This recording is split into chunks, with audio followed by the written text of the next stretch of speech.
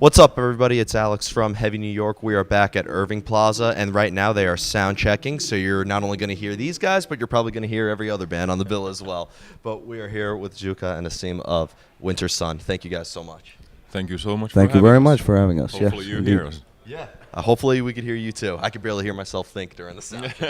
But it's so great to have you guys here. The Forest Seasons, which came out back in 2017. Let's just give a rundown on how the making of the record was and the record cycle thus far. Oh, well, it was kind of like a two-year process. Eventually, how the record came to be. It was actually the original idea was to have one song for our crowdfunding, because we had a crowdfunding campaign. When was it now? 2017 March. April. April, and sorry. Yeah. And we wanted to, of course, offer something new for the fans, how to make this crowdfunding happen the best way possible. And there we came up with the ideas already a few years ago. How should we do it? And then we came up with the idea eventually to make a whole new album, and I kind of even surprise everybody. Because usually with Wintersun it's kind of like you need your time to polish your product and make the best out of it. That's our way, and it works amazingly. So nobody was really even expecting any new album or any such a thing, and that's where the whole process came out to be, to create something new and actually create something totally like new music. Because we released Time 1 earlier in 2012, but Time 2 is still pending. And of course people were kind of waiting for that, but they were totally blown away that what the hell, these guys are coming totally with the new music out. And it was just kind of like a theme that actually our main man Jari was kind of like behind, like Walking in the Woods. And there came the Forest Seasons theme, like making an album in a way for the forest, although it's kind of like metaphorical that it's related to all kinds of topics but at the same time he had the idea of the song that came about. The first one was The Forest That Weeps. Yeah. And that's how it actually, I wanted to say that as well. The Forest That Weeps was the first song that came from this album, and it was actually the original idea for the crowdfunding as well. Awesome. You already played that song actually live back in 2014-15 already. And it was titled New Song back then. Today we're also playing a new song. Yeah. And it's called New Song. Really? That's what it's for now. At the moment, at least. Well, what I really loved about this new record is that you captured like you lived up to the title and showcasing many different seasons throughout the forest and stuff. So, demonstrating autumn and winter and summer and spring. Like, how much did you having like this seasonal concept influence the sound of the record? Oh, well, I think in the end, if you think about the album, all the four seasons there, the songs are totally different from another. And I think they represent very nicely the certain atmosphere and mood of every season. And of course the perspective is more from a Finnish weather point of view, so there's an mentality and moods, of course. And I don't know, I think there's just like, for me, I think this is amazing concept, come up with such different songs and then they merge into a whole album that works very nicely as a whole. And I don't know, it's totally stunning to even check it out or see it myself that we came up with such a diverse concept in the end. And even like from more primitive Wintersun, so to say, maybe more straightforward, way more epic, massive in a way, but also black metalish. Yeah. So it's kind of like, whoa. Yeah, you could I feel like this record could appeal to people who like Pain of Salvation, people who like Behemoth, people who like, folk metal. It really has many different elements, and I think by having the different seasons, you're able to intentionally make it diverse without going all over the place. But then again, at the end of the day, Wintersun's music is very diverse. It has always been a lot of different elements. Yeah. Well, as you see from the first album to the next album to this album as well, it has been a lot like that you're able to reflect so many different genres as well, Yeah. right out there. Well, it's funny because I know that I consider Wintersun at this point to almost be like a supergroup because I know that Yari came from Ensiferum, and correct me if I'm wrong, you played with Amberian Dawn for a period of time? Or you did. Yeah. You did. I'm sorry. Yeah, I don't know about the super group thing though. We're just like people who know each other, Yeah. and kind of like when it comes to chemistry wise, everything wise, too, we're the ones to be in a band and work as a team. Do you think, though, by having members that were in different projects, that maybe that helped create the diversity in Wintersun? Maybe there was maybe like a slight hype in the very beginning, but at the end of the day, it's the music that speaks for itself. And Yari actually started the whole thing as he's like a solo project. He never was Wintersun was never supposed to be a band actually. And when he made those demos, he already signed the first record deal back then with Nuclear Blast. So many things were already like ongoing in a very positive way. Then when the other guys started to come around, then of course it might have, like I said, some sort of a awareness in the scene that this and this guy from that and that band is playing in Wintersun, but I think it didn't. I don't think it made that of a big of a difference. Okay. Now, being that Wintersun does have so many elements in the music, does that make it easier to kind of like try new things when making new music? Well, what do you think, Asim? I believe I think the creation of Wintersun has always been very different. So it just depends from time to time. Like as I said earlier as well, you could hear from the first album to the next album, the music had been diverse, and as well with the Forest Seasons music as well. So I think it just depends. It's the mood and the flow of the current time when to #time time to make music. So it's there's no boundaries in the Wintersun music. So there are a lot of influences I believe that Yari has as well, which are beyond metal music as well. So everything combined just comes about in a good piece of cake. Yeah. Very experimental. I would Right. say. Right. Every time, you never know what's gonna happen with this band, especially. There's always gonna be all kinds of surprises. Well, that's what I think makes your music so interesting. Yeah, agree. Now, what I was curious about with the Forest Seasons is that they're the song lengths. I mean, you have songs that are like 12 minutes, 14 minutes. I love asking bands that write songs this long. Actually, how do you know when a song is finished? When you know that it's finished, when you feel satisfied for it, that's Right. That's a kinda tough like question. That's a tough. one.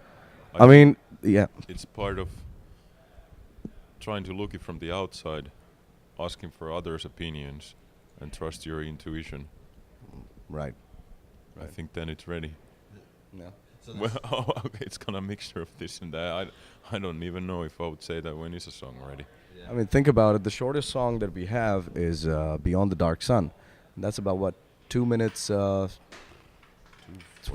2:40, 2 minutes 40 seconds. I mean, that's the shortest song.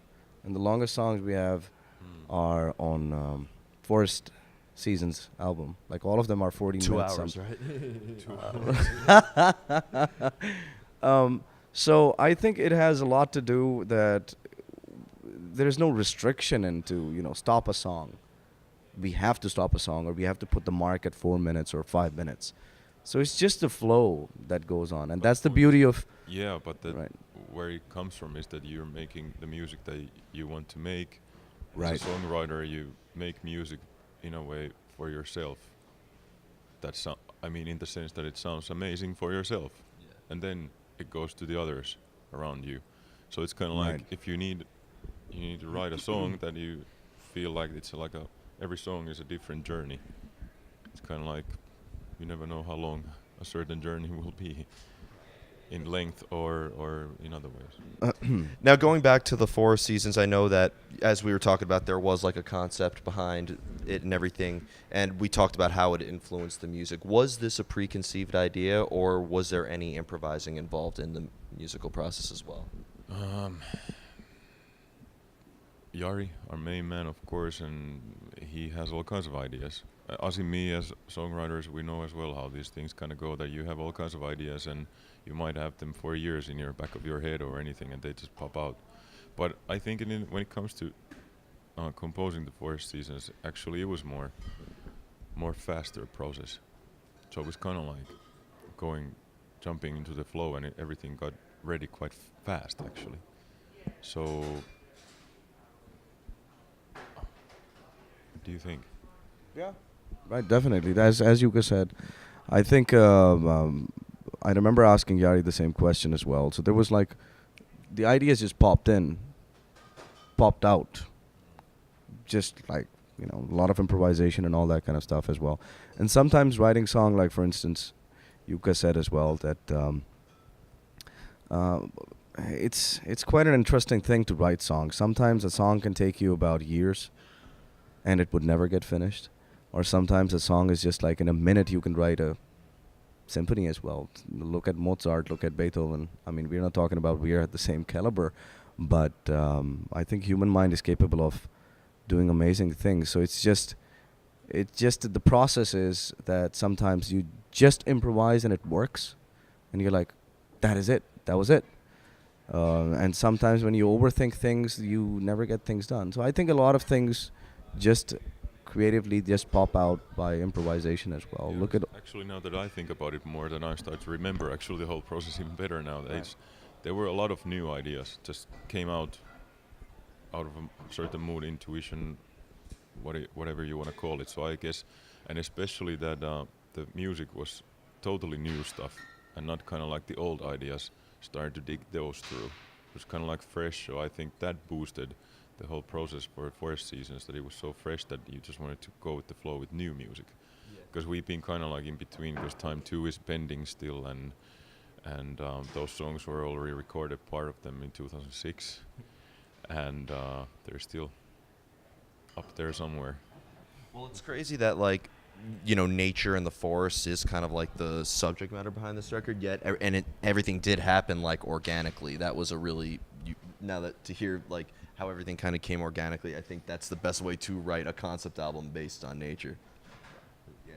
And the final question I wanted to ask you guys is because I've never seen Wintersun before live, but I was watching videos of you guys and everything, and it seems like during the live presence, it has to be a complete the way you play your music and stuff. Obviously, you're going into the studio. There is sort of like an essence of like a perfection that you have to achieve in there. Like when you're performing music live, how different of is an experience versus like playing it in the studio? The difference? Well, of course, in the studio you're recording, and you need to play your best, every detail-wise, frequency-wise, everything-wise.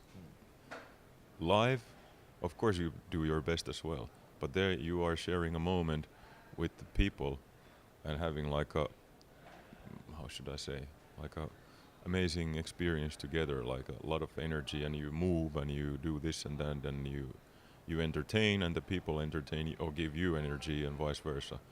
So I don't know, I would say that if it's these two things, in studio you need to be very precise, also live, but in live it's kind of like the thing that you need to, I don't even know, I'm losing the words, think- like you need to really push it out. push it and- out. Yeah, and that was the word really- I was looking for. Yeah, right, How exactly. can I you say mean, it better? My diesel because- brain is not working at the moment. Like Final night of the tour, right? Like Yeah. The bass player is pushing it out. quitting. What? No. What? I mean, playing studio is something because you're actually going to create something which is gonna have a definition of its own for life, right? Once you get that thing done in the studio, you mix it, you master it, you release it. That's that. So the element of studio playing is, which is something that you can re-record, you can, adjust here and there. The live playing is more in that moment. So that moment that you are doing and playing, that can never come back. Unless you're releasing a live DVD, then you can probably tweak here and there. I But think it more is like you concentrate a lot on the energy flow and the mood, Precisely. and the two-way communication with the crowd and yourself and with Right. the band. That you focus a lot of these different aspects while you play in the studio. Yeah. Right. Because both are great places but to be in, but I would say that when it comes to emotion, live, you have it even more maybe. Oh, Because hell you're yes. you're having the face-to-face Right. moment there, kind of There's- like. There's certain energy that just flows out of you as well, that you just belong to a different atmosphere, different. You just the whole venue or the place that you're playing at becomes an entity of its own. So you're a part of some amazing experience. Let's say it that way. So live, there's no putting over the live. Playing live is better than studio time, or studio time is better than live. Both of them have different experiences, and it just takes you to different dimensions. Let's say it that way. Definitely, definitely. So before we go, I want to thank you guys so much for your time. It's the final night of the tour, so Oh, yeah. I bet you guys are ready to go home. Just is there anything that you would like? We want to play this show, of course, and Yeah, right. way more to come in the future as well. But I do understand your point. Just is there anything else that you would like to promote with Wintersun Ooh. that you're allowed to talk about? I would like to give us a promise that we're gonna be back sooner than the next 5 years, like it did this time. Because last time we were in the North America in 2013. Right. So we've been getting way more active, playing more shows, releasing albums more efficiently, and that's our path now. So I hope to see you guys here again in the next few Hopefully years. soon. Yeah, don't be the Finnish version of Slipknot, please. Oops. Okay. But thank you Right. guys so much for your time. Everybody, we are here with Wintersun at Irving Plaza. Be sure to pick up the 4 seasons if you haven't already out on Nuclear Blast. We'll see you next time on Heavy New York, everybody.